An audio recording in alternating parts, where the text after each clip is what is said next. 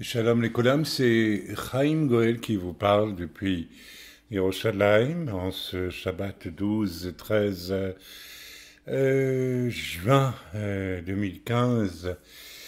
Et le message que je vais vous relâcher aujourd'hui est court, mais c'est avec une grande, comment dire, tristesse mêlée d'une immense appréhension que je le relâche, parce que je ne sais pas si je pourrais en dire beaucoup plus sur tout ce qui a été dit jusqu'à présent. Je pense en réalité que non. Et je fais allusion ici à tout ce qui a été relâché ces derniers temps sur ce site et à travers les mails concernant le prophétique et tout ce qui tourne autour de cette date fatidique, en tout cas ce mois fatidique de septembre. Je rappelle aussi que nous sommes à ce moment-là dans une période très particulière des fêtes juives, et tout cela fait sens. Bien sûr, je crois que la plupart d'entre vous est au courant de ces choses et je ne vais pas entrer dans les détails. Ce que je voudrais vous dire maintenant constitue en fait peut-être les dernières choses que nous ressentons de vous dire, et notre frère Tony, duquel j'ai relâché sur le site aussi, vous l'avez vu, des prophéties qui, et vous l'avez constaté aussi, ont eu comment dire, cette particularité d'être reçues presque instantanément, le même jour, la même nuit, chaque fois, avec ce que moi je recevais. Et ce que je recevais confirmait ce que Tony recevait, ce que Tony recevait confirmait ce que je recevais. Il y a donc eu là quelque chose d'une extraordinaire importance, parce que finalement, deux hommes séparés qui ont un appel prophétique évident, enfin manifeste. Vous savez qu'on doit toujours avoir une attitude modeste par rapport à ce que l'on est, et même si on sait que le corps vous a reconnu, établi dans un ministère, bon, voilà, on préfère s'appeler frère que de se présenter comme, systématiquement, et carte de visite, comme apôtre, prophète, ou docteur, ou même pasteur, même si l'on sait très bien, et si le corps sait très bien, en fait, ce que vous êtes. Bien. Vous avez constaté avec moi que nous nous sommes arrêtés il y a quelques jours maintenant sur une prophétie, donc reçue de façon alternée, enfin non pas alternée, mais en même temps, le frère Tony et moi. Et cette prophétie se terminait par quelque chose qui se nommait le Moab. Vous avez lu cela, n'est-ce pas, sur la dernière prophétie qui a été relâchée et écrite, par écrit sur le site, et également envoyée par email. Et notre frère a compris dans l'esprit, je parle de Tony ici, a compris dans l'esprit que ce terme Moab, alors bien sûr pour nous, désigne directement dans notre esprit la terre de Moab, savoir là où se trouve actuellement la Jordanie. En tant que croyants et juifs, nous savons d'autant plus ce que signifie Moab. Mais notre frère Tony a tout de suite eu l'esprit alerté sur le fait qu'il y avait autre chose qui se cachait derrière Moab, et c'est cette fameuse bombe très particulière. Je ne suis pas du tout qualifié pour en parler d'un point de vue technique, mais d'après ce que j'ai compris, c'est un outil de destruction massive, absolument sidérant. Et je pense que nous devons être attentifs jusqu'à comment dire, à la capacité et à la façon dont cette bombe peut exploser, puisqu'il semble que ce soit une bombe qui explose au sol et qui ait une capacité de souffler tout dans un rayon extrêmement élevé, et cela avec une extrême sécheresse, rapidité, de façon, je dirais, presque inattendue, en tout cas pour celui qui reçoit cette bombe sur la tête, si j'ose m'exprimer ainsi. Alors la question qui est venue à mon esprit, et qui est venue fatalement à l'esprit, j'imagine, de tout le monde, mais cette bombe, si c'est une bombe, si ce n'est pas seulement un symbole, parce que cette bombe, cela va être une chose et des choses concrètes, mais c'est aussi un symbole. Et alors, première question qu'on se pose, est son plan terrestre, immédiat, où cette bombe va-t-elle exploser? Alors, notre frère, lui, voit, et il a raison, je le ressens comme venant du Seigneur, que cela concerne les États-Unis, mais en priant et en creusant sur la question, eh bien, j'ai perçu, je pense que notre frère aussi, a perçu, je ne pense pas, mais je le dis, que cela ne concernait pas seulement les États-Unis, mais allait concerner bien d'autres parties du monde. Alors, et d'une manière spécifique, puisque nous sommes francophones, notre monde francophone. Alors, qu'est-ce que ça veut dire? Ça veut dire que concrètement, eh bien, il est fort probable que quelque chose va se passer au niveau des États-Unis et que dans la suite de cet attentat terroriste, commandité par qui, je ne le sais pas, mais on peut avoir toutes sortes d'idées à ce niveau-là, avec quoi qui se cache derrière cet attentat, avec quoi comme but, quelle désorganisation des États-Unis. On peut imaginer beaucoup de choses, mais je me demande si il est nécessaire, je ne crois pas que Dieu veuille même nous faire entrer dans ces détails. En fait, il va se passer quelque chose qui est de toute façon permis par Dieu et qui est aussi un jugement de Dieu. Et je pense que nous devons nous contenter de cela et du fait que ça va secouer vraiment le monde entier. Alors, personnellement, et je crois que je ne suis pas le seul à avoir cet avis, cette bombe, c'est aussi le symbole d'autres bombes et d'autres attentats du même type qui vont probablement, et là je m'engage, je pense, être le fait, n'est-ce pas, de cercles. Je vais pas trop vite parce que il y a toutes sortes d'alliances très ambiguës dans le monde aujourd'hui entre bien des choses. Je pense à, n'est-ce pas, au Moyen-Orient arabe qui nous fournit du pétrole et à tout ce que cela implique, probablement aussi de contrats, n'est-ce pas, avec qui finalement en Europe, parmi nos responsables, parmi les élites économiques ou politiques, n'est-ce pas, compromises d'une façon ou d'une autre. Je ne veux pas rentrer dans ces choses, mais nous savons qu'elles existent. Nous savons qu'il y a là quelque chose aussi qui doit être jugé par Dieu et qui va l'être. Donc, je pense que nous devons nous attendre dans la foulée de cette première bombe Moab qui serait, n'est-ce pas, qui attaquerait les États-Unis.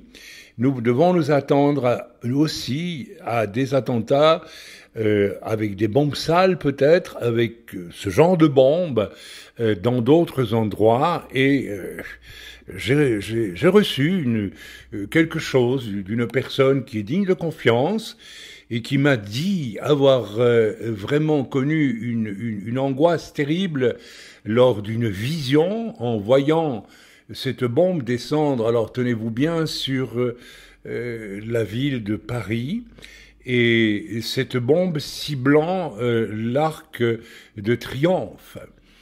Alors, je sais que lorsque l'on relâche des choses comme celle-là, on court le risque de provoquer une immense panique et on se pose la question, faut-il relâcher des choses comme celle-là?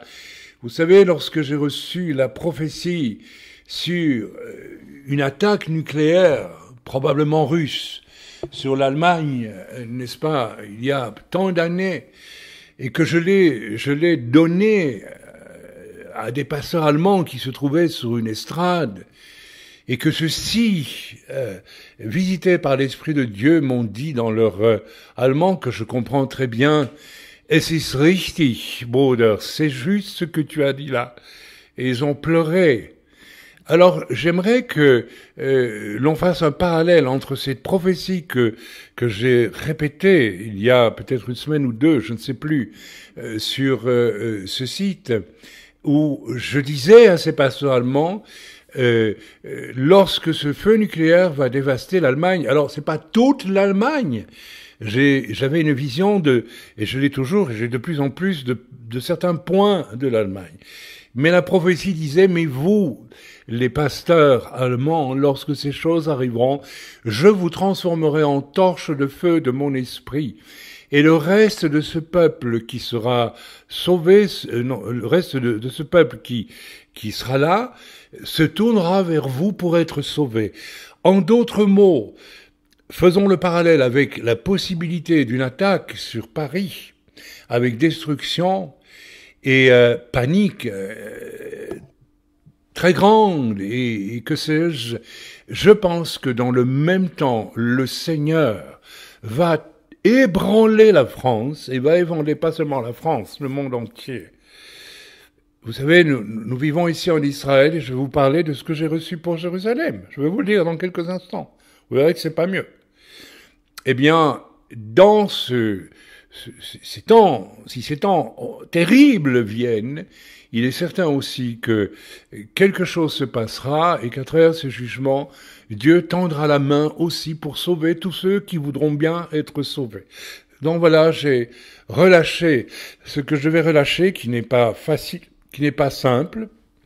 Voilà, si vous vivez à Paris, eh bien, je vous demanderai pardon si j'ai relâché ça et que visiblement il ne se passe rien du tout. Je n'ai pas dit que ça se passera en septembre. J'ai dit que ça se passera plus tard, dans la foulée.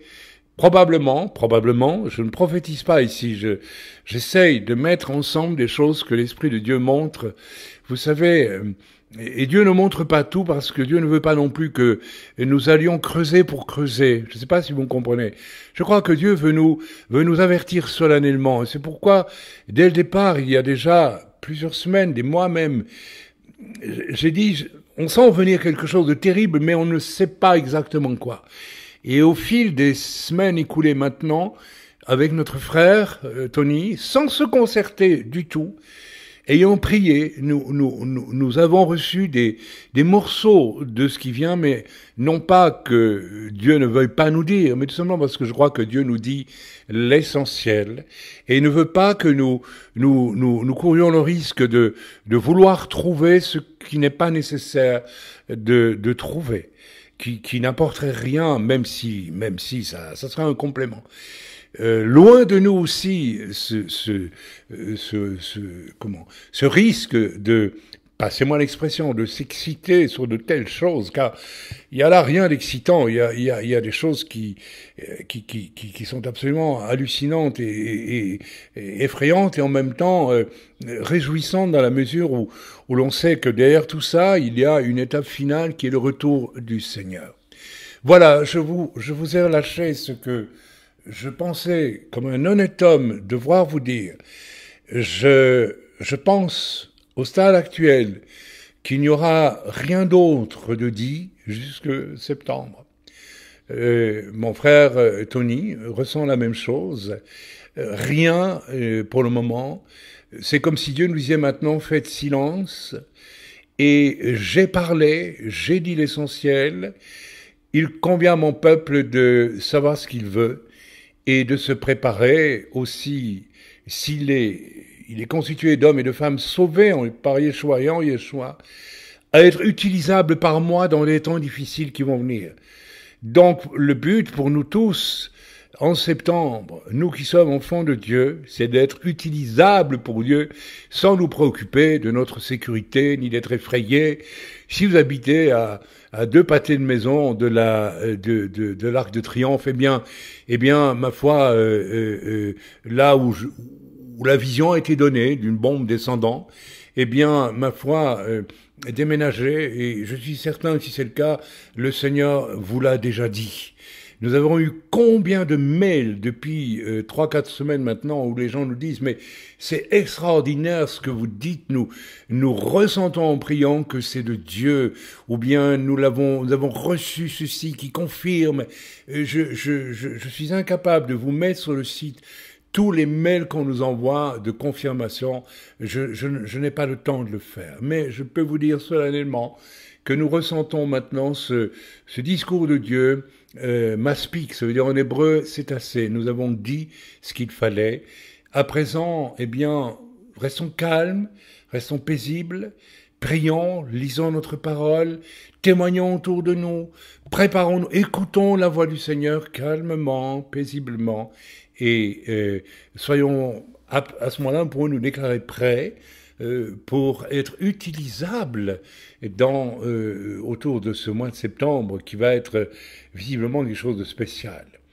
Concernant Yerushalayim, je vais terminer en vous disant que nous avons prié, nous prions ici puisque le centre est réouvert ici et en ce moment il est consacré à la prière, ce centre. Nous n'avons pas encore reçu le feu vert du Seigneur pour démarrer un programme de séminaire ou autre. Nous en sommes à obéir à Dieu, bien sûr, en priant et en y commençant nos réunions de Shabbat soir. Fort bien. Nous avons prié pour Yerushalayim et j'ai une vision pour ma part qui est simple mais suffisante et claire. Et cette vision, eh bien, c'était tout simplement n'est-ce pas, un nuage vert, une espèce de nuée comment vais-je dire, comme une fumée verte, si vous voulez, qui rentrait et qui visitait tout Jérusalem.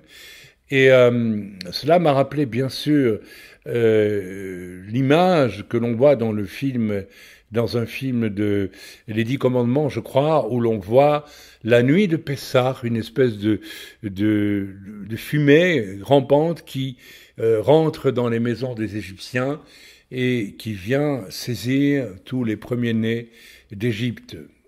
Et j'ai fait le rapprochement direct, mais là, ça a été le rapprochement. J'ai demandé au Seigneur, mais que signifie cette nuée verte, verdâtre, qui, n'est-ce pas, va...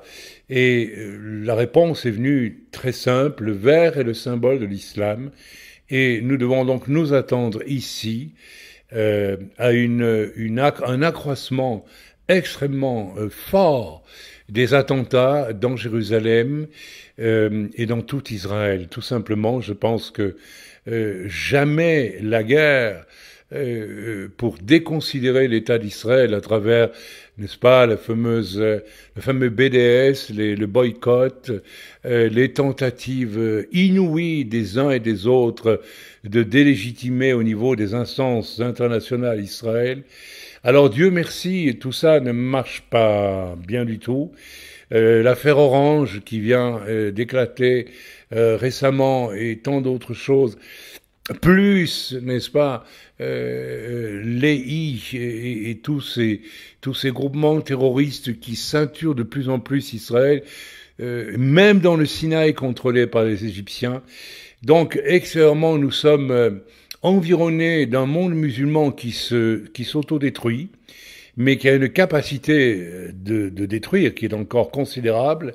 Je songe à l'Iran, je songe au Hezbollah, au Liban, qui a des réserves de missiles inouïes et qui peuvent atteindre n'importe quel point d'Israël avec une force de destruction et une force de précision absolument terrifiante. Bien, nous sommes devant des défis inouïs et j'ai reçu cela, cette fumée, ce nuage vert envahissant les rues ici de Jérusalem et probablement de tout Israël. C'est une image d'une tentative de tuer des Juifs qui va croître d'une façon extraordinaire. Nous devons donc nous attendre à des temps extrêmement tendus ici en Israël. Voilà, frères et sœurs, mon message est bref aujourd'hui. Nous allons rentrer vraiment dans un temps de grande, en tout cas en ce qui me concerne, et les gens dans l'œuvre chez nous, bien sûr notre frère aussi, Tony, eh bien nous rentrons dans un temps de retrait pour vraiment obéir à Dieu. Si le Seigneur nous parle par extraordinaire encore, d'une façon particulière, d'ici à ce que le mois de septembre ne survienne, nous obéirons à Dieu et nous relâcherons sur notre site ce qu'il en est. Voilà. En ce qui concerne la fermeture du site, eh bien, progressivement, elle est en train de se faire, puisque nous mettons beaucoup moins d'articles.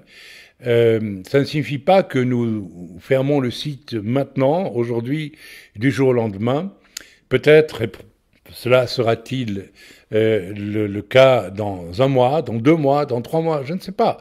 Le Seigneur me l'a pas dit, le Seigneur m'a prévenu que j'allais bientôt fermer le site, ou qu'il allait plutôt bientôt fermer le site. Il est possible aussi que ce soit au travers d'événements internationaux extrêmement graves qui perturbent tous les systèmes de connexion et de voyage, de tout ce qui est email et Internet. Je ne sais pas. Tout cela est possible et de l'ordre du possible et ne m'est pas accessible car je ne suis pas un connaisseur dans ces domaines. Je sais ce que tout le monde sait, donc voilà, mais pas plus. Bien, voilà, frères et sœurs, je vais vous laisser. Que le Seigneur vous bénisse, que le Seigneur vous garde. Soyez en prière, soyez sobres. J'ai encore dû reprendre une chère sœur ce matin même, car j'étais absolument stupéfait de voir qu'elle vivait un peu comme si on allait encore aller tous les week-ends à Disneyland et que voilà, alors que nous vivons des temps vraiment fâcheux, cruciaux, qui requièrent de notre part d'être sobre, d'être humble, d'être vraiment proche du Seigneur. Mais quand on dit proche du Seigneur, pour beaucoup de gens, ça s'arrête un peu. Ça signifie peu de choses. Ça signifie bon, je suis sauvé, je prie un peu, et puis je suis proche du Seigneur. Non, être proche du Seigneur, c'est finalement lui ressembler toujours plus. Donc je vous donnerai une seule nourriture à manger, à consommer. Je vous donnerai un seul training. D'ailleurs, qui nous rapporte aux paroles de Yeshua, qui nous a dit « Mangez, ceci est mon corps » lors de Pessah. Ça veut dire « Devenez comme moi, soyez moi », en quelque sorte. Devenez vraiment mes imitateurs, non pas en me singeant, mais en vous laissant bouleverser profondément, n'est-ce pas, jour après jour des jours que vous avez à vivre sur cette terre. Je m'arrête là. Je vous bénis dans le nom de Yeshua. Je bénis tous ceux qui nous ont écrit. Nous avons fait savoir que il y aurait donc des contacts qui se feraient d'autant plus avec bien du monde dans les temps difficiles. Nous avons expliqué largement pourquoi. Nous avons expliqué que c'était une prophétie que Dieu nous a donnée en l'an 2000, et nous sommes aujourd'hui en 2015, et c'est le temps pour que cette prophétie du secours aux croyants francophones qui vont traverser des temps très durs, très difficiles, eh bien, ce temps de ce secours est là pour nous. Donc, nous ne vous abandonnons pas. Au contraire, soyez en contact avec nous en nous écrivant.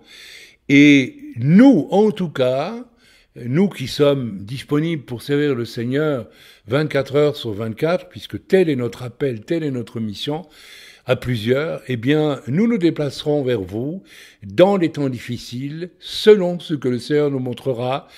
Et le Seigneur sait très bien ce qu'il doit faire, vers qui il doit nous diriger, et nous restons donc ainsi en contact. Soyez bénis dans le nom de Yeshua. Frères et sœurs, je crois que j'aurai encore un Shabbat avec vous ici. Ensuite, j'entame un parcours d'été extrêmement important avec un séminaire sur le couple et puis une formation en marchant. Si vous voulez des détails, écrivez-nous s'il vous plaît à l'adresse du site Lève-toi international lève-toi.international @yahoo.fr et nous ne manquerons pas de vous répondre. Soyez bénis dans le nom de Yeshua. Restons en contact pour ces temps difficiles et ayons la foi que Dieu saura nous envoyer, nous, ou en envoyer d'autres, vers vous, qui êtes isolés et qui cherchez vraiment du fond du cœur la vérité et à marcher dans cette vérité. Je ne vais pas répéter ici tout ce que ce mot vérité peut éveiller dans nos esprits, structure biblique, racines juives, vrai ministère, etc., délivrance, les deux piliers. Tout cela, ce sont des outils que nous allons continuer à utiliser en votre faveur, amis francophones, là où le Seigneur va nous conduire prochainement. Soyez en paix avec ces choses, gardez le contact avec nous, et ainsi le Seigneur saura nous conduire vers vous, ou bien d'autres, je l'ai dit, soyons modestes, au temps opportun. Dans le bon nom de Yeshua, Amen.